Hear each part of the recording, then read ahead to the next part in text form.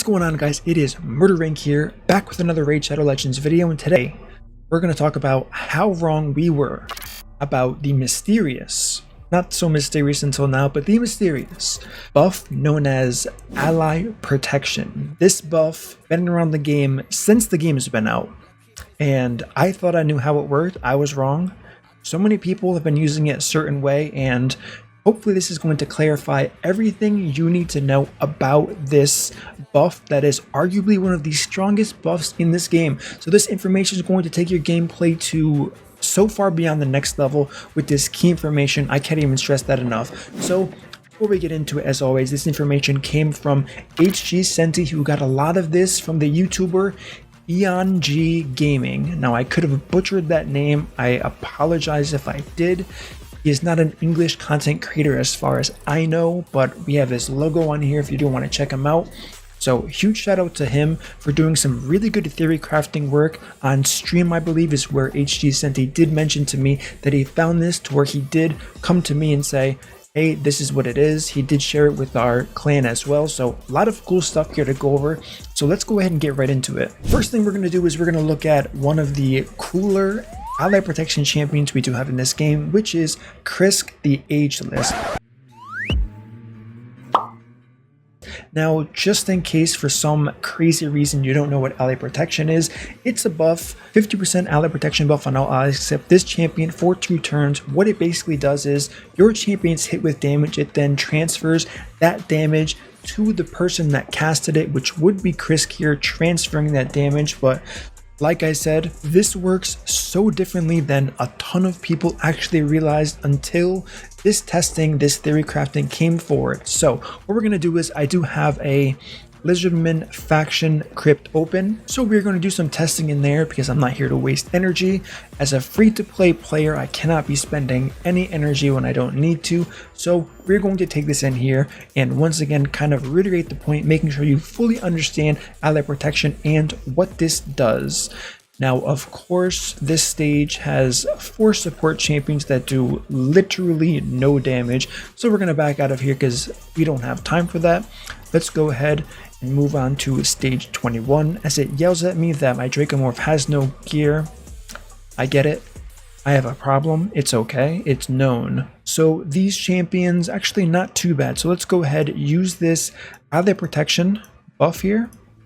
Do a little bit of damage here. So ally protection is on 4 champions, and Krisk is the protector here. So, I mean, just so you guys know, so you guys can understand, as this is happening, I know I am kind of in the way of Krisk here, but that shouldn't be too much of a problem. Now everything should be fine. We don't want to lower the turn meter of all of them because we want them to get a turn, and we don't want to kill anybody, so hopefully that doesn't happen. We're looking for them to get their turns in and start dealing some damage. We don't want to provoke here, so let's decrease speed because we have to. Let's A1 this guy that's low health. Okay, we killed him. Okay, so as we can see here, these little numbers we see over Krisk here is all of that damage being transferred over from the intended targets, which are any of these other 4 players. Now, wait until you hear what has been theory crafted about ally protection. Okay, so the first thing I want to talk about is the ally protection damage that is transferred from one champion to another has 0 fluctuation. It is all a fixed rate based on the skill that hits the champion. What does this mean? If you're AoE'd across the board, you are going to see 4 numbers that are the same apply to the ally protection champion as the protector. That is the first thing that I probably could have figured out if I had looked really closely. I never really did, so that's pretty big, but that's not as big in my opinion at least. But it is interesting to see how this is probably the only time in the game where there's 0 fluctuation. I'm sure everyone's noticed while you're dealing damage outside of something like War Master or a poison, those numbers are the same, but everything else is always this huge scale of attack, defense. A number can be 1,000,000 one time, it can be 900,000 the other time if they're enemy max health. So that doesn't apply to the transfer damage from ally protection. One thing that also doesn't translate with ally protection that I was personally shocked is penalties and buffs. What I mean by that is Gathering Fury from the clan boss, this ramping damage that is not transferred. once the damage is transferred from the ally protected target to the original target. This is pretty big. This makes this so strong for the clan boss. Why you pretty much need ally protection to survive to the later rounds is pretty much a free pass to those later stages in the clan boss, because you're not suffering that dangerous increase in damage the clan boss is doing per AoE. So that's absolutely huge, and it also works on the other way around. So take someone like a Duchess, take anybody with a Veil or a perfect Veil buff, giving you that damage reduction. The damage reduction is not going to apply to the transferred damage from the person protected by Ally Protect all the way to that Ally Protection target. So pretty much it looks like Ally Protection was designed to ignore all of those type of modifiers like that. Do I think it's a bug? Not really, because basically what I'm saying is ally protection is very strong. So they didn't want to penalize how strong it was, but they also didn't want you to have the opportunity to buff something like this. One thing I also didn't know that was figured out is strengthen does not do anything for the protector of ally protect. So if I have a strengthen buff on Krisk, it doesn't do anything for Krisk when the damage is transferred from the allies he is protecting. Why does it work this way?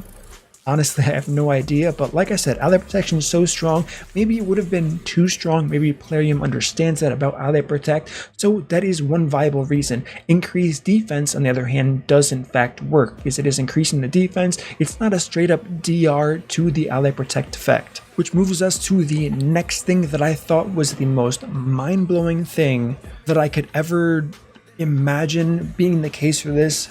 I'm not sure if this is intended. It doesn't sound like it should be intended. It makes honestly zero sense in my opinion, but you guys can let me know what you think. All right, strap yourself in, because this one's going to be a crazy mental ride. So if your protected target, so we had my Krisk there, we had the 4 other champions, let's pick Dragomorph. If Dragomorph is hit with the crit, obviously the scaled damage is going to scale with, let's take a random champion, Rhodos. If Rhodos hits a Dragomorph that's protected by Krisk ally protection, that critical hit to that Dragomorph is going to be scaled off of the crit damage of Rhodos. However, this is where it gets a little bit crazy, so try to bear with me here. Once that damage is transferred to Krisk, it is also applied in the form of a critical hit to Krisk. However, it does not scale off of Rhodos' critical damage. What? Well, if that's not the case, Murder, whose critical damage does it scale from? It scales off of Krisk the Ageless critical damage. What does that mean? If you stack as little critical damage as possible on the champion casting ally protection, you will get hit for less. Does this make any sense? In my opinion, like I said, not really. Do they have a justification for it? Probably. Is it a bug? I'm not sure. It's been this way forever. I don't think they did any changes to ally protection as far as I know since the game was released a long time ago. I've never heard of anything in a patch to suggest that. So this is why I'm not sure why this is the case. This is also why I think back to all of the videos where I have my skullcrusher. I've always said he's such a hard champion to build because he does require so much gear. Little do I know, I played myself. I've been making these teams and I've been watching early game accounts, mid game accounts that pull skullcrusher, absolutely killing it with him. Going so far in clan boss, I'm out here building him to do a ton of damage, to self-heal from his lifesteal gear set, because you want crit rate, crit damage to do more damage, just in case mastery doesn't proc, and I am getting absolutely destroyed when he uses his ally protection. Now I understand why. It makes so much sense to me to why I struggled more with endgame gear than someone else did with mid-game gear. I'm a filthy whale, deserved. Yes, I know. But that is what I wanted to share with you in that specific case about ally protection, and it's kind of crazy. I'm not going to lie, it's kind of crazy. Now, not only does this apply to ally protection, however, this should also apply to any passive that has the same data mine mechanic as ally protection. What do I mean by that? I mean Ursuga's passive Helior, the Guardian set bonus. So all of these things you can expect the same kind of effects on what I just described here with that transfer of damage to all of those other mechanics in this game, because they do resemble the same data mine code for ally protection. Another thing to note here that I do want to talk about is going to be the Stalwart gear set. Now, Stalwart also will not affect the transfer damage unless the person having that damage transferred is in fact in Stalwart gear. What does that mean? If you're doing a clan boss run and Krisk is in Stalwart and no one else is in Stalwart, that Stalwart effect is going to apply on all of the incoming damage that Krisk takes, but it's not going to apply on the damage transferred from all of those other champions. Once again, why does it work that way? I'm not sure. It should kind of set everything that happens to Krisk should be applied to the Stalwart gear set. Maybe they did this so you can't overlap the two. That would be a bit broken. However, as it stands right now, if you have someone like, once again, we'll use Dragomorph on a clan boss team, if he's not wearing Stalwart, there's not going to be that Stalwart effect that is transferred to Krisk when he is hit by ally protection. So TLDR, what the hell am I talking about?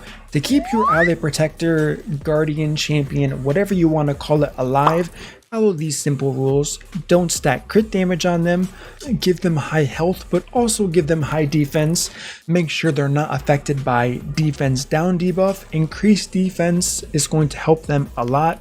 That's it, as simple as that. Those are the tools to success when using ally protection. Hopefully this helps you out a ton. I know I would have killed for this information a long time ago, but here it is now, so hopefully this helps a lot of you out, whether it's arena, dungeons, or most likely clan boss where you are going to be using ally protection and you're going to go very far in it. Doom Tower is another good point, as well as faction wars. Alright guys, give me your feedback, let me know what you think about this. Did you already know this? Maybe you did, maybe someone else covered this already. I'm not sure, I don't watch other videos, but give me your feedback. What are your thoughts? As always, if you guys enjoy this content, don't forget to like, subscribe, turn on the notification bell so you don't miss my next video, and I will see you all in the next upload.